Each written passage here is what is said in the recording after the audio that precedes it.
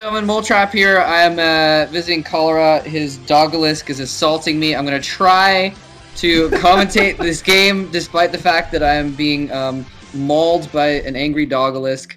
Anyway, this is the MSL. This is the round of 32, and this is the winner's match of Group B between, and you know, I always say this, but I'll say it one more time. You're silly if you are watching this without watching the first two games. Really, seriously. What the heck are you doing?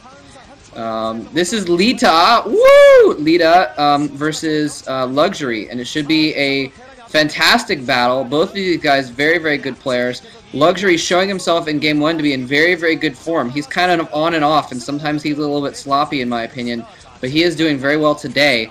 And he played really safe in Game 1 too. He kind of took some precautions, just really made sure he didn't do any of his little sloppy things. So we'll see if he can bring that to his ZVT game and battle Leta, who is basically one of the top players in StarCraft right now. He is just totally on fire and playing ridiculously well, and should be a good match. Yeah, I mean, I think this is going to be a bit of a test for Leta here, though. Leta has not had success in the past. He really hasn't been that, active in the past in general in any of the individual Star Leagues. So this is a big test to see whether he's going to be just another very good Pro League player, but one who chokes in the Major Leagues, or if he's going to go all the way and show him to be one of the greats. And here we are on the map Destination once again, and Destination is a rather Zerg unbiased map, rather Terran biased map is what I was going to say, in the Zerg versus Terran matchup. So we could be seeing Leta going mech again. It's such a powerful build on this map that it's actually, I think the ratio is 7-3 in terms of Terran to Zerg victories, and my dog is right now trying to explore every nook and cranny of Mole Trap's body. I'm not even kidding. It is so he can barely dog right now. But anyway, Drone Scout coming on 9. Yeah, Drone Scout on 9, and most likely a 12 hatch from the Zerg player Luxury. Yeah, I gotta say, I think Luxury is gonna have a tough time this match because, really, like you said, it is very Terran biased, and Leta, obviously a good player. He is gonna be able to do pretty much whatever he wants on this map successfully, and it looks like it may even be some sort of proxy. It looks like he's setting something around, and the drone manages to get around the SCV, so he's gonna see exactly what's going on in Leta's base. But Leta again, oh no, it looks like he did decide to go to the main, and he's going for the engineering bay block.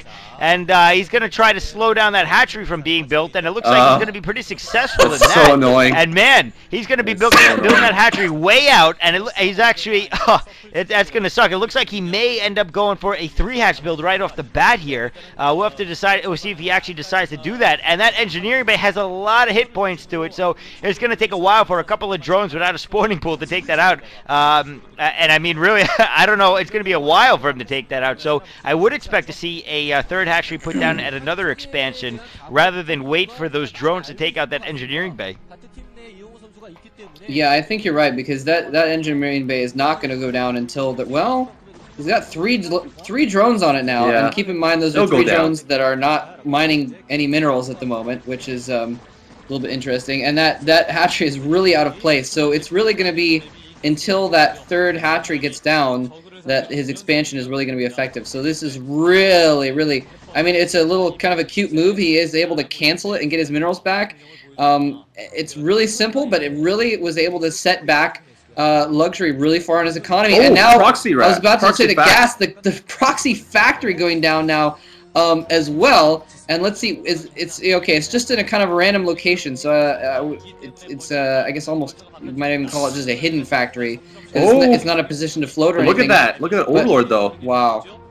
Yeah, I was just gonna say. Well, look at that Overlord. The Scandid was talking to Luxury. That's right. Luxury has mad hacks with the whatever they're called. I was gonna call them parasites, critters on the map. And Scandid, I think, is telling him something. It's telling him an Overlord to go in that random location. Somehow he has an idea that that's where it is. Now, Luxury's economy was definitely hurt by this in comparison to Leta's. Leta only spent 1/3 of 125 minerals on an engineering bay, whereas Luxury not only had to spend all that time, killing it, but also has a lot of problems with the mining right now, at least for a short while. Starport going up for Leta, so this could be Vulture into 2-port rates, That's certainly one build we've seen before, and it's an old school build, and Leta is probably capable of pulling it off. I think I've seen him go it before and exhibit some really good micro. No, it's not going to be it, but the good thing for Luxury is he spotted this, and now it looks like he's already going to get a Sunken Colony up, so he might be able to deal with this Vulture successfully.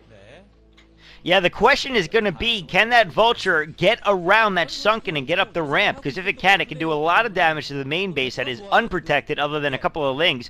And with proper micro, he can take out almost all of the drones and Lings there, potentially all of them. And now that hatchery just finally finishing, so finally going to stop distance mining from that second hatchery and using the third hatchery in the right position to start getting some actual good mineral consumption. And we are going to see Rays coming out of that. I guess that was kind of obvious, but it looks like he's also going, he's got a machine shop up, so I can only imagine that he was going to go for speed vultures, but I don't see anything upgrading on that machine shop, so I'm a little surprised or confused at what it may end up being. And I think that oh no, there it goes now, so I can only imagine that it's going to be vulture speed, and he's going to use that combination to try to do as much economic harassment as he can, and some Marines out as well. Going to get a free Overlord kill, it looks like, so going to set Luxury back even more in his economy. So man, Luxury having a tough time this game so far. Yeah, Luxury, Leta's just keeps putting on the pressure, and that's kind of interesting. I mean, just even with that engineering bay, putting on pressure with an engineering bay and killing the Overlord critically before it's able to spot the starport, which I know obviously the Wraith is there, so he knows he has a starport, but he doesn't see if there's a control tower going down, which is in fact going down. And I think it's siege mode being upgraded. He's gonna plant down a bunker and put Marines in it behind. Oh my and the God. Engineering bay has been built in the top corner. I didn't even see that. He's gonna float the engineering bay over. Siege mode is almost complete. He's gonna be able to siege up, and nothing is gonna be able to touch that tank because it's gonna have a bunker and Wraiths next to it. Wow. And this is, oh my God, Leta is a genius, and I think this is game because Luxury is now at one base. Yeah, this is a horrendous position. Leta is a genius, and I gotta say, this is pure genius here. No two ways about it. I've never seen this done yet.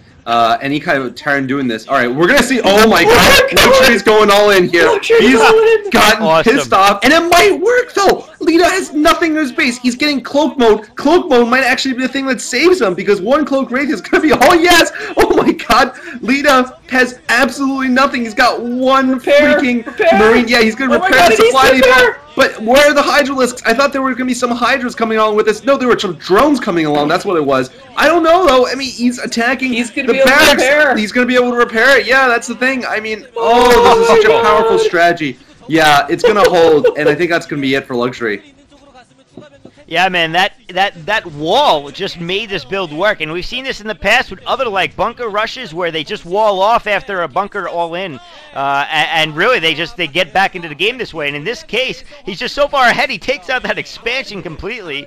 So now Luxury obviously has lost this game at this point, going Aspire out of desperation, if anything, and some Hydra is going to try to do some damage. But like you said, Cloak is being upgraded, and he doesn't even use it. He just goes in and he A moves and he takes out the Hydra with a couple of Rays, which is more than enough to deal with it. And now there are only Lings left. There are 3 tanks over there, a bunker, and I think he's got a turret or 2. So I mean, even Muta aren't going to do anything. And that factory even being lifted off, and oh man, insult to injury, adding a wall behind the tank is going to make it almost impossible for Lings to do any damage. I think that was spotted by Luxury, and Luxury, it looks like he may go for a final all-in attack with Muta and Ling and even a Hydra or 2, and he's going to see if he can take out Luxury, Leta's base before Leta can take him out, but I don't think he's going to be able to at this point. Oh! GG! Nice! Wow, yeah. The Cloak Scourge dodge for the win, and Leta has just owned the crap out of Luxury. That was hilarious. And just the constant pressure being put on and just a lot of really ingenious moves really sealed that for Leta there. Yeah, I mean, not much more to say. Leta just pulled out something new out of his hat. It wasn't something that, we definitely could never have expected because we have seen Terrans obviously put tanks behind there and TVPs.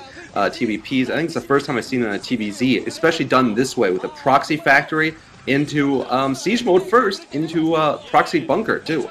And Leta, OGN, of course. Oh, he's just celebrating left and right here, doing a little thumbs up, little whatever. He's all happy. Look at him. He can't even contain himself. I think this is the farthest he's ever gotten in a Star League, right, Moltrap? This is the first time he's ever been in a Star League. Oh, at all? And wow. if I'm not mistaken, I think this is the first time, because he's only really come up in the ranks in Pro League just the last season or two. And so, yeah, this has definitely got to be exciting for him. The first time in, and he's already going to the round of 16, which, you know, I mean, that's one spot away from a seed in the next MSL already. Yeah, so Leta going to move on to the next round. Awesome job by him. He cruised through that with no effort at all, and because effort wasn't playing in this series. So he's going to be on to the next one, and we're going to go watch the losers match, and we'll go see you there. GG.